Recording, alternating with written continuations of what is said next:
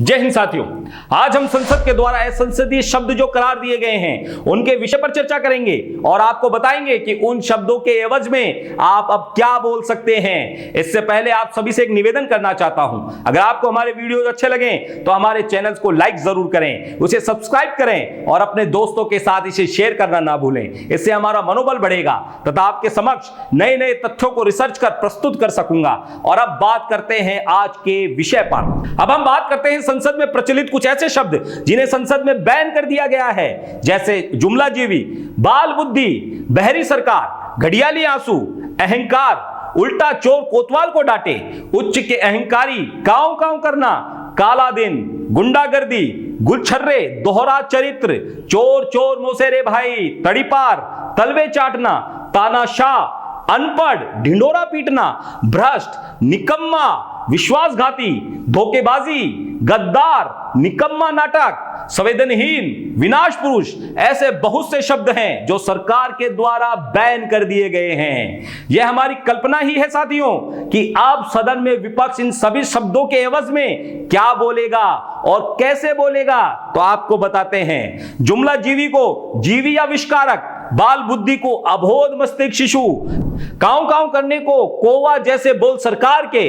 काला दिन, सांवला दिवस, गुंडागर्दी को दुष्टता या दबंगाई, तड़ीपार, जिला या राज्य बदर, तलवे चाटना, सरकार की खुशामद करना, तानाशाह, निरंकुश शासक या अधिनायक शासक, ढिंडोरा पीटने को सरकार ने गोल बजाना शुरू कर दिया, शर्मनाक को लज्जापूर्ण, भ्रष्ट या भ्रष्टाचार को टेबल के नीचे से गांधी जी को अपनी जेब में रखने वाले लोग, गुलछर्रा, सरकार आनंद की कीड़ा में मशगूल, गुल खिलाना, असंसदीय कार्य करना, चोर चोर मोसेरे भाई, कुटिल स्वभाव वाले लोग एक साथ मदमस्त, अनगरल यानी अनाप शनाप या बेतु के लोग, अनपढ़ अक्खड़ लोग, घड़ियाली आंसू, बनावटी आंसू, उल्टा चोर कोतवाल को डांटे, सत्ताधीश लोग अपनी गलती ना मानकर नेहरू जी पर ढिंडोरा फोड़ते हैं, निकम्मे कुपात्र, सरकार, ऐसे अनेक शब्द हैं जो सरकार के द्वारा संसद में बैन किए गए हैं। इन शब्दों की एवज में विपक्ष अब ये बोल सकता है,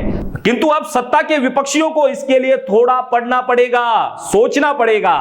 हमारा देश लोकतांत्रिक प्रणाली के तहत चलता है और इस संसदीय प्रणाली को देश की जनता के द्वारा चुनी हुई सरकार चलाती है।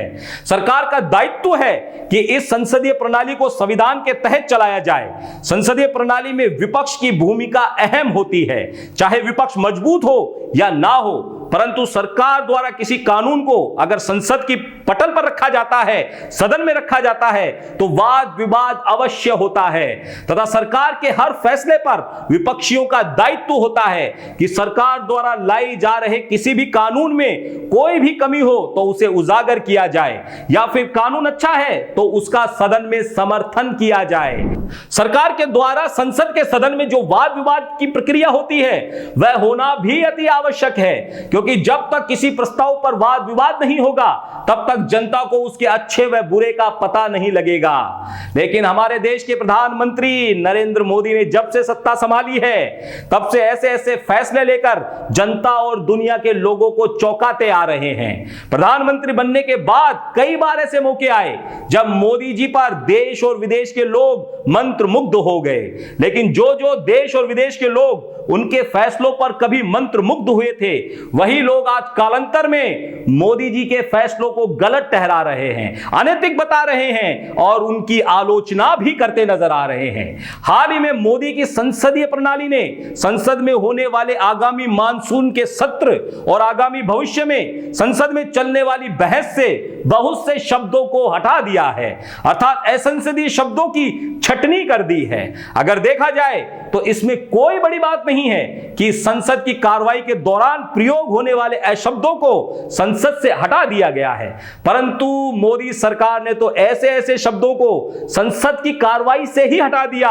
जिसका पूरा देश आज आलोचना कर रहा है। अगर हम बात विपक्ष की करें तो अब विपक्षी पार्टी विरोध कैसे दर्ज कराएगी, विरोध कर ही नहीं पाएगी। सरकार के खिलाफ संसद के दोनों सदनों में विपक्ष कमजोर पड़ जाएगी। इसका सीधा सीधा मतलब है कि विपक्ष के मुंह पर सत्ता पक्ष ने ताला जड़ दिया है। ताला जड़ने का काम मोदी जी ने किया है।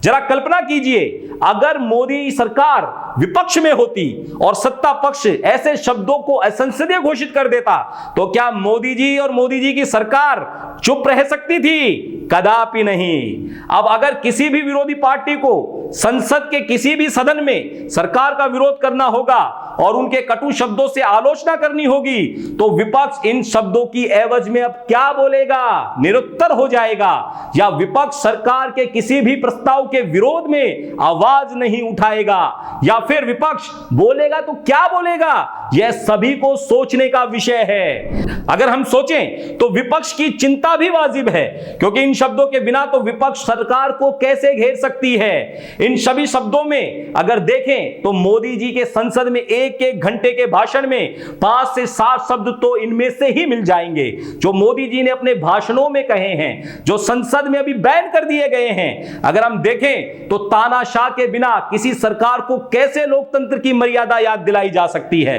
बिना तानाशाह शब्द का इस्तेमाल करें। अहंकार, पक्ष और विपक्ष एक दूसरे पर आरोप लगाते हैं और बोलते हैं सत्ता के अहंकार में सत्ताधीशों की आंखें बंद हो गई हैं। अब क्या बोलेंगे?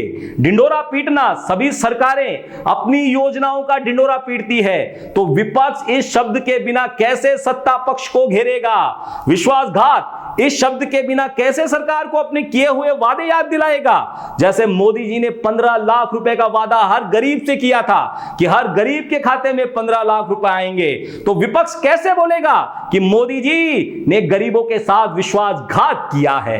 किसानों के काले कानून लेकर आए, तो विपक्ष कैसे बोलेगा यह फैसला मोदी जी का शर्मनाक है? ऐसे अनेकों प्रश्न मन को विचलित करते हैं, परंतु यह मोदी सरकार है, कुछ भी कर सकती है। अगर हमारे लोकतांत्रिक देश में सत्ता के विपक्ष का अस्तित्व खत्म हो जाएगा, तो फिर शायद आम जनता के मुद्दों को सरकार के सामने लाने वाला कोई नहीं बचेगा, चाहे वह राज्य का विपक्ष हो या देश का।